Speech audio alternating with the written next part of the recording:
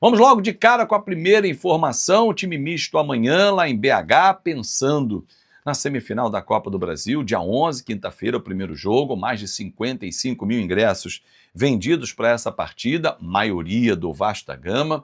Aliás, já abriu inclusive a venda para o segundo jogo no site do Fluminense, em Futebol Card, tem que fazer a biometria lá e tal. E a torcida do Fluminense só comprou 20 mil. Cada um com seus problemas. O Vasco já esgotou, inclusive, o setor norte, muita dificuldade para comprar esse setor. A torcida do Vasco é um absurdo, né? O que faz o torcedor do Vasco. Time para amanhã, a tendência é sem o Cuesta, que está suspenso, é o Diniz poupar alguns jogadores. Léo Jardim, Paulo Henrique, Hugo Moura, Lucas Freitas e Puma, ou Vitor Luiz. O meio-campo com o Thiago Mendes, que precisa ter sequência e está entrando bem, está jogando bem. Tietê e Matheus França, na frente, Andrés Gomes, Verratti e David. Acho uma decisão acertada tirar, por exemplo, Ryan, pelo menos do time titular, não sei se eles viajam, mas Ryan, Nuno, Coutinho, jogadores que já ultrapassaram 50 jogos com a camisa do Vasco nessa temporada. O desgaste é muito grande, a gente está na reta final, tem um jogo decisivo quinta-feira. Perder qualquer um desses caras significa perder jogadores importantíssimos e que não temos reposição. Então, é uma decisão inteligente. Mas vale a Sul-Americana. Com esse time dá para buscar um ponto, pelo menos, e garantir a vaga na Sul-Americana. Mas para mim o foco tem que estar na Copa do Brasil, em ser finalista, buscar o título para faturar 77 milhões de reais. Aliás, vou fazer uma retificação. No vídeo de ontem do Café, eu disse que como campeão da Copa do Brasil, o Vasco garante a fase de grupos da Libertadores, ok, mas disputa a Recopa. Não é a Recopa, Azevedo foi errado ontem, Burraldo, é a Supercopa do Brasil. É contra o mesmo adversário. Como o Flamengo ganhou as duas competições, Libertadores e Brasileiro, ele vai jogar a Supercopa do Brasil, que no caso, espero que seja contra o Vasco. 24 de janeiro é a data indicada pela CBF, e deve ser em Brasília esse jogo. Flamengo e Vasco, Supercopa do Brasil. E aí o Flamengo joga com o Lanús, a Recopa Sul-Americana. Campeão da Libertadores contra o campeão da Sul-Americana. Retificado? Maravilha, estamos juntos. Algumas pessoas colocaram ontem, inclusive, nos comentários. Muito obrigado pela retificação também. Bom, 750 mil euros foi o valor que o Vasco pagou pelo empréstimo do Carlos Cuesta, zagueiro colombiano, que deu entrevista à TV Globo, vai ao ar na próxima quinta-feira e também ao GE. Esse empréstimo termina agora, no dia 5 de janeiro de 2026. O Vasco tem a opção de compra de 5.750.000 reais, que o Vasco pode exercer, mas a tendência é um novo empréstimo, no valor de R$1,5 milhão de reais. Se toda essa operação for feita lá em janeiro de 27, quando terminaria um novo empréstimo, ela totalizaria 8 milhões de euros, o que hoje dá pouco mais de 49 milhões e meio de reais.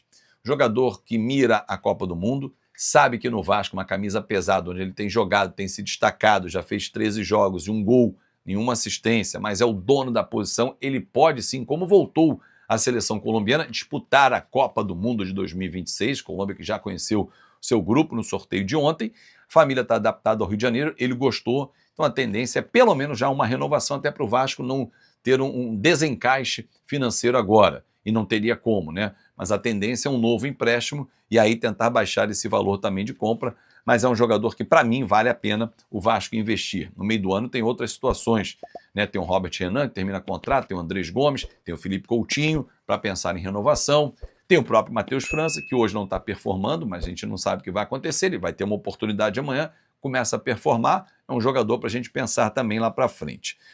Aliás, falando em pensar para frente, você viu aí na thumb, Paulinho, Puma, Hugo Moura, Cocão, alguns exemplos de jogadores que estão sob contrato ou vão terminar um contrato logo ali. Puma e Paulinho terminam agora, dia 31 desse mês.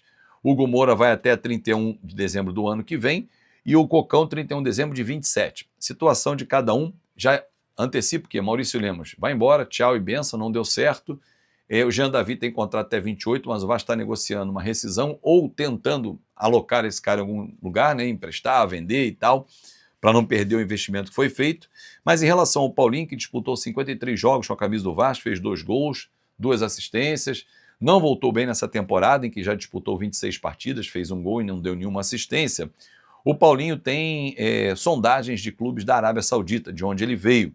Então o Vasco vai tentar ali um papo com ele, mas a tendência é ele não ficar, até porque o Diniz não o utilizou muito, demonstrando não ter total confiança no Paulinho, que é uma pena, porque quando ele chegou em 23 foi peça fundamental na nossa arrancada, um camisa 8 que nós vamos precisar para o ano que vem. Puma tem contrato também até o dia 31, já jogou 119 jogos com a camisa do Vasco, 8 gols, 10 assistências. Nessa temporada fez 38 partidas, 2 gols e 3 assistências.